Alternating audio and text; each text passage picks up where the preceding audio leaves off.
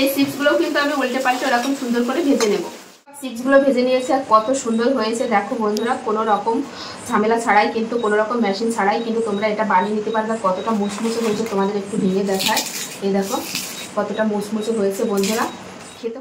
নমস্কার বন্ধুরা, তোমাদের সবাইকে অনেক অনেক স্বাগত জানাই বন্যা রান্নাঘরে। আজকেও আমি তোমাদের সঙ্গে দুর্দান্ত একটা ভিডিও শেয়ার করবো। আজকে বানাবো হচ্ছে কাঁচা কলার চিপস। তো আলুর চিপস, অন্যান্য চিপস তো খেয়েছো, তো কাঁচা কলার চিপস খেয়েছো কিনা অবশ্য কমেন্টে জানিও। আর যারা যারা খেয়েছো তারা তো জানে এর স্বাদটা কত ভালো। তো সেটাই কিন্তু আজকে তোমাদের সঙ্গে শেয়ার করবো। খুব কোনো রকম কাটার ছাড়া বা কোনো রকম মেশিন ছাড়াই কিন্তু আজকে এই কাঁচা কলার চিপসটা আমি তোমাদের সঙ্গে শেয়ার করবো বন্ধুরা। তো প্রথম থেকে শেষ পর্যন্ত ভিডিওটা অবশ্যই দেখবে, আশা করি তোমাদের অনেক অনেক ভালো লাগবে। আর যে সকল বন্ধুরা নতুন আমার চ্যানেলে ফেসবুক থেকে দেখলে অবশ্যই পেজটি ফলো করবে, আর ইউটিউব থেকে দেখলে অবশ্যই চ্যানেলটি সাবস্ক্রাইব করবে। তো চলো শুরু করি কিভাবে আমি এই কাঁচা কলার চিপসটা বানাই। তার জন্য এখানে আমি নিয়ে নিয়েছি এই যে 6টা কাঁচা কলা। তো এই কাঁচা কলাটা এখন আমি কেটে নেব।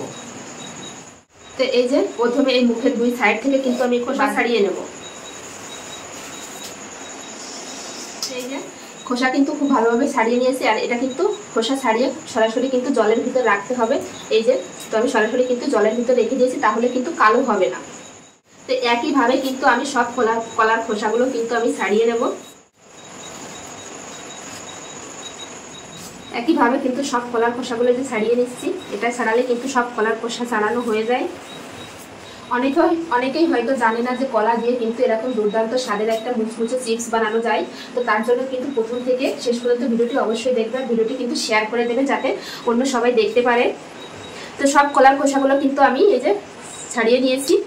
এবার কলার চিপসগুলো আমি বানিয়ে নেবো। তো কিভাবে আমি কোনো রকম কাটার ছাড়া কিন্তু আমি বানাবো। তো সবার বাড়িতে কিন্তু এই যে এরকম একটা বটি তো থাকে কাটার জন্য, তো এই বটি দিয়ে কিন্তু আজকে আমি এই চিপসটা তৈরি করে নেব। তো এই যে কলাটার কিন্তু এই মাঝখান থেকে এরকম লম্বা লম্বি ভাবে কেটে নেব। ঠিক এই যে দেখাচ্ছি, এই যে এইভাবে আমি কেটে নেব। ঠিক তো তোমরা চাইলে এরকম গোল করেও বানাতে পারো। তো আমি যেরকম একটু লম্বা লম্বা করে বানাচ্ছি।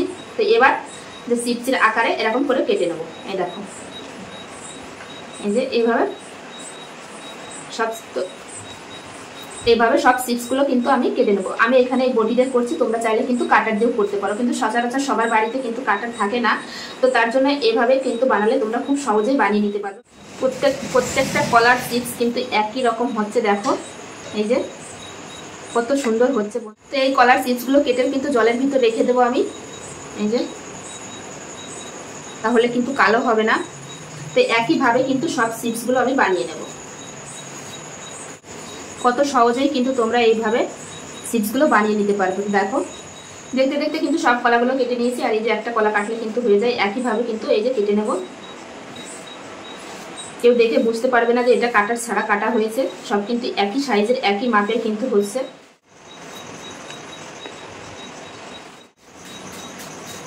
তো সব কলার চিপসগুলো কিন্তু কেটে নিয়েছি। এখন আমি এই কলার চিপসগুলো খুব সুন্দর করে ধুয়ে নিয়ে ফিরে আসছি। কড়াইতে কিন্তু তেল গরম করতে বসিয়ে দিয়েছি কলার চিপসগুলো ভাজার জন্য।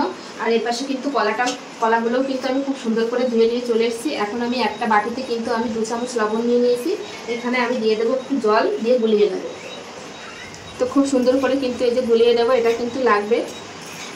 তেল কিন্তু খুব ভালোভাবে গরম করে নিতে হবে। তো তেল কিন্তু খুব ভালোভাবে গরম হয়েও গেছে। তো এখানে আমি যে কলার এই যে চিপসগুলো কেটে রেখেছিলাম সেটা কিন্তু এখন দিয়ে দেবো।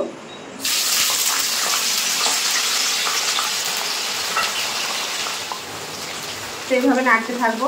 তো উল্টে পাল্টে আমি কিছুক্ষণ ভেজে নিয়েছি। এখন যে লবণ জলটা গুলিয়ে রেখেছিলাম সেই লবণ জল থেকে এখানে কিন্তু 2 চামচ আমি এই লবণ জলটা দিয়ে দেবো। এটা দিলে কিন্তু খেতেও ভালো লাগবে আর খুব সুন্দর মুচমুচেও হবে।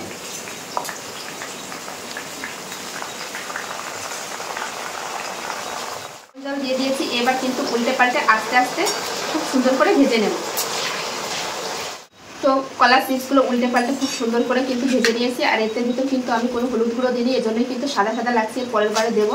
তো তোমরা চাইলে কিন্তু এভাবেও ভাজতে পারো বা হলুদ দিয়েও ভাজতে পারো। তো খেতে কিন্তু বেশ ভালোই লাগে। এই যে তখন আমি এই চিপসগুলো তেল ছেঁকে কিন্তু তুলে নেব।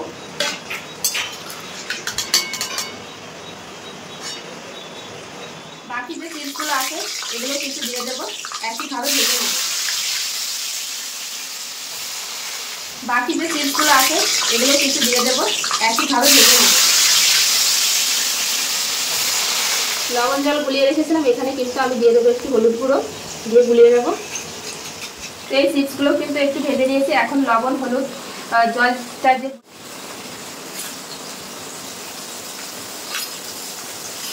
দিয়ে খুব সুন্দর করে ভেজে নেব।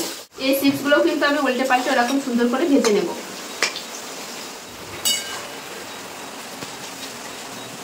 উল্টে পাল্টে কিন্তু এই কলার চিপসগুলো কিন্তু খুব সুন্দর করে দেখো ভেজে নিয়েছি। তো এখন এই চিপসগুলো কিন্তু তুলে নেবো, আর গ্যাস কিন্তু একটু বন্ধ করে দিয়েছি। তেল থেকে এই চিপসগুলো কিন্তু তুলে নেবো। এই যে, তো অনেক বাচ্চারা আছে কলা খেতে চায় না, তো এভাবে চিপস বানিয়ে দিলে কিন্তু বুঝতেই পারবে না যে কলা খাচ্ছি না কি খাচ্ছি। তো মাঝে মাঝে এভাবে দেবে, খুবই ভালো লাগবে বন্ধুরা, আর খুব সহজ কিন্তু রেসিপি।